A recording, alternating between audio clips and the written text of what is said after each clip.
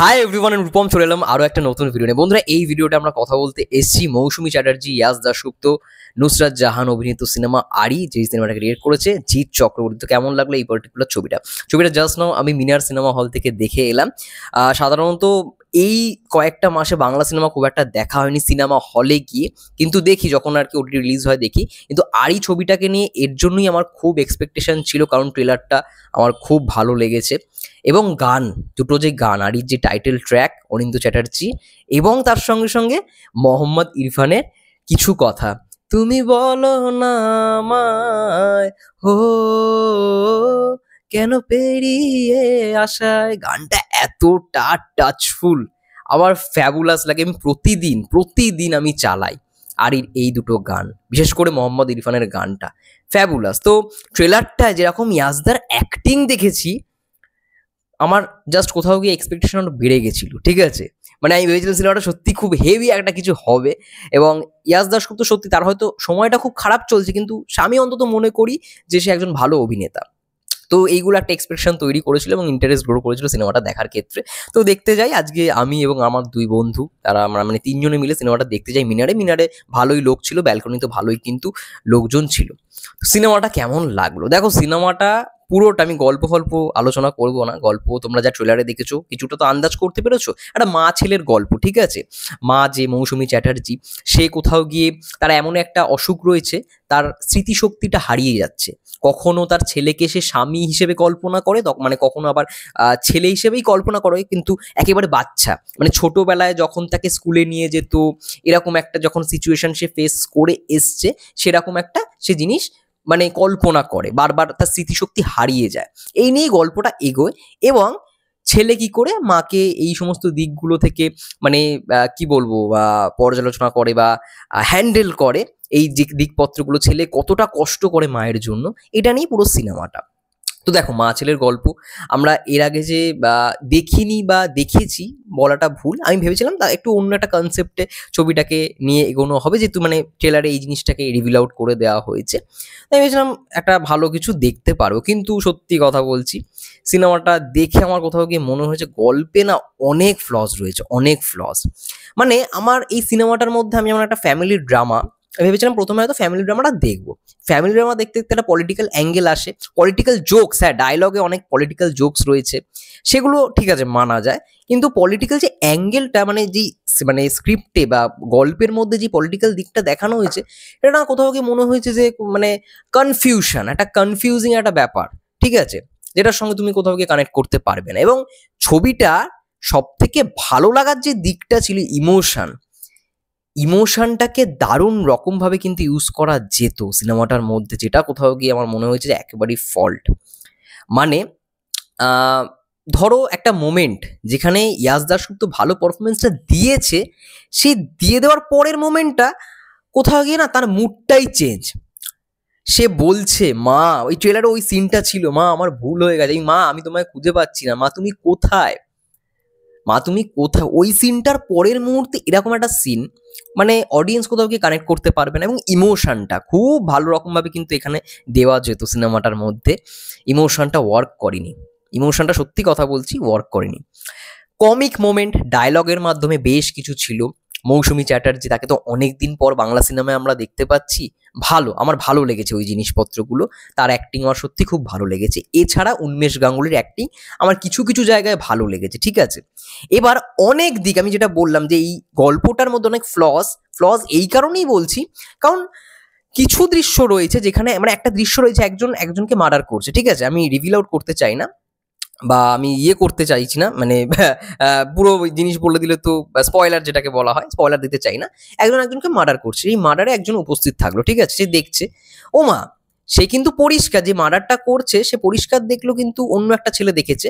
কিন্তু সে যখন সেই মার্ডারটা করে বেরোচ্ছে, দিয়ে দেখে মানে অন্য একটা ক্যারেক্টারকে, বলে তুমি এখানে কি করছো, সে কি এখানে ছিল, দিয়ে ক্যারেক্টারটা মানে মানে ভাবনা চিন্তাটাই পুরো ঘুরে গেল। এটা ভাই কি, মানে রিজনটা আমি বুঝতে পারলাম না। এবং সব থেকে গুরুত্বপূর্ণ দিক, ইন্টারভেল।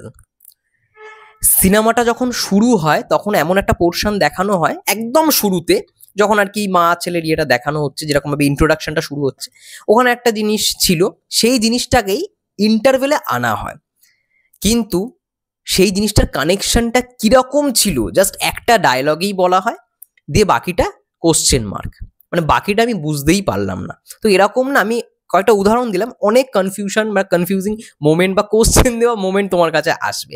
এগুলোই আমার কোথাও গিয়ে মনে হচ্ছে একটু ফ্লস। এবং নুসরাত জাহানের ক্যারেক্টারটা আমার কোথাও গিয়ে আমি না আমার খুব একটা যে ভালো লেগেছে আমি বলতে পারবো না, কিন্তু ইয়াশ দাশগুপ্ত চেষ্টা করেছে।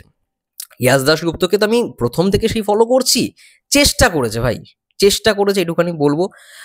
অ্যাকশন মোমেন্ট আছে সিনেমাটার মধ্যে, রাজেশ খান্না অ্যাকশন করেছে দেখলাম, ভালো। কিন্তু আমার কোথাও কি মনে হয়েছে যে মানে কিছু কিছু জায়গা না জিনিসগুলোকে জোর করে ঢোকানো হচ্ছে। এই সিনেমাটার সব থেকে ভালো দিক ছিল ইমোশনটাকে ভালো করে যাতে ওয়ার্ক করতে পারে, তো সেটাই কোথাও গিয়ে আমার মনে হয়েছে ব্যর্থ হয়েছে। এবং এই পরিচালক জিৎ চক্রবর্তী, তার কাজ কিন্তু আমি এর আগে দেখেছি। আমি যদি কথামৃতর কথা বলি বা শেষের গল্প, সৌমিত্র চট্টোপাধ্যায় এবং মমতা শঙ্কর, অসাধারণ একটা সিনেমা, তোমরা সবাই দেখো। তোমরা যদি না দেখে থাকো শেষের গল্প সিনেমাটা অবশ্যই দেখো, রবীন্দ্রনাথের সেই শেষের গল্প ওইখান থেকে মানে করা হয়েছিল, দারুণ একটা সিনেমা। তো আমি না এই সিনেমাটা দেখার পর আমার কোথাও গিয়ে মনে হয়েছে একটু মানে আরো ভালো করে প্রেজেন্টেশনটা করা যেতে পারতো। গল্পের মধ্যে আমি জানি অনেক ক্ষেত্রে দেখা যায় যে গল্প খারাপ হওয়া সত্ত্বেও কিন্তু প্রেজেন্টেশন ভালো হয়, কিন্তু এই সিনেমাটার ক্ষেত্রে মানে এডিটিং এর তো আমি বুঝতে পারছি না, ওই প্রেজেন্টেশন এডিটের কথা বলি বা যাই কথা বলি, একটা প্রেজেন্টেশন তো থাকে, সেই প্রেজেন্টেশন ওয়াইজ আমি কোথাও কি কানেক্ট করতে পারিনি। অনেক জায়গায় কিন্তু ভালো ভালো মোমেন্ট ছিল যেগুলো কিন্তু ভালো করা যেত, তো সেই জায়গাগুলো একটু কোথাও গিয়ে আমার ফল্ট মনে হয়েছে, আমার কোথাও গিয়ে আমি কানেক্ট করতে পারিনি দর্শক হিসেবে। ক্লাইম্যাক্সটা মোটামুটি ভালো ছিল, বলবো না খারাপ, ব্যাস এইটুখানি বলবো। উন্মেষ গাঙ্গুলির পারফরমেন্স ভালো, দেবরাজদার পারফরমেন্স খুব ভালো অবশ্যই। একটা আইটেম ডান্স নাম্বার ছিল শ্রাবন্তী চ্যাটার্জির, সেটা মোটামুটি একেবারেই অ্যাভারেজ বলতে পারি, কারণ আমি খুব যেটা এক্সপিরিয়েন্স করলাম মিনারে, আমি জানি না এটা সিনেমার জন্য করলাম, যারা যারা সিনেমাটা মানে দেখবে আমি রিকমেন্ড করবো যে মাল্টিপ্লেক্সে দেখবার জন্য, কারণ আমি কোনো বিজিএম এর সেরকম ফিলিংস পেলাম না। আর এই গানটা আইটেম ডান্স নাম্বারটা যখন শেষ হচ্ছে, ওরে বাবা, মানে মনে হলো সিঙ্গারের ভয়েসটাই পাল্টে গেছে, মানে এরকম একটা চিৎকারের মতো ভয়েস পেলাম, জানি না কেন। আমি আইটেম ডান্স নাম্বারটা আগে শুনিও নি, একবার ওই মাঝে রাতে ডাকাত পড়েছি একটুখানি লাইনটা শুনেছি, পুরোটা গানটা শুনিনি। তো এইটাই হচ্ছে ব্যাপার, আমি একটু এক্সপেকটেশন আমার বেশিই ছিল, ভেবেছিলাম ভালো হবে। এবার হ্যাঁ, অনেকেই বলবে যে ইয়াশ দাশগুপ্ত প্রজাপতি মানে দেবদাকে নকল করেছে। দেখো চেষ্টা তো করেছে, এটাই আমার কাছে কোথাও গিয়ে মনে হয় যে খুব ভালো। যে প্যাটার্নটা হয়তো দেবদা ফলো করছে অনেক দিন ধরে, সেটা হয়তো এখন যারা যারা মানে ফলো করার চেষ্টা করছে সেটা হয়তো সফল নাও হতে পারে, এটা আমরা বলতে পারি, মানে তারা হয়তো সফল নাও হতে পারে সেই জনরাতে।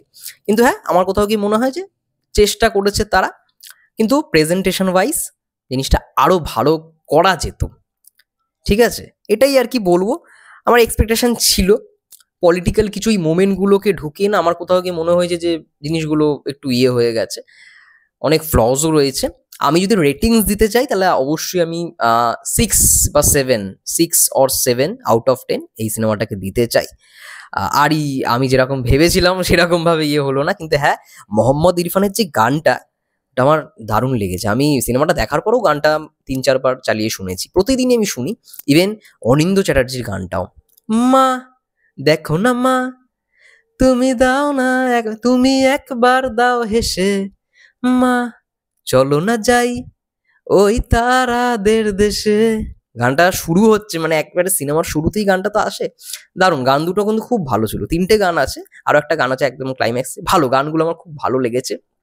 এবং পুরো শুটিংটাই দেখলাম, ওল্ড দীঘার মধ্যে কিছু কিছু শুটিং ছিল, মানে কিছু কিছু শর্টস ছিল ব্যাকড্রপে, ভালো ওই জায়গাতেই দেখানো হচ্ছে। তো তো আমার কোথাও গিয়ে মনে হয় গল্পটা আরেকটু ভালো হতে পারতো, এবং প্রেজেন্টেশন ওয়াইজ যেহেতু গল্পটার মধ্যে একটা ফল্ট রয়েছে, তো তো সেই অনুযায়ী একটু প্রেজেন্টেশনটাও একটু অন্যরকম ভাবে হয়েছে, এটাই আর কি। তোমাদের কি মন্তব্য, যারা যারা দেখে ফেলেছো আর এই সিনেমাটা, অবশ্যই কমেন্ট করে জানিও। এবং যারা যারা দেখোনি দেখতে পারো, আমি কাউকে করবো না, আমার ভালো নাই লাগতে পারে, আমি যেরকম লাগলো সেরকমই বললাম। এবং আমি 6 বা 7, 6 বা 7ই দেবো এই সিনেমাটাকে 10-এর মধ্যে। এটাই আমার রিভিউ, এটাই আমার ওপিনিয়ন আর এই সিনেমাটাকে নিয়ে। যাই হোক, সবাই ভালো থেকো, সুস্থ থেকো, টেক কেয়ার।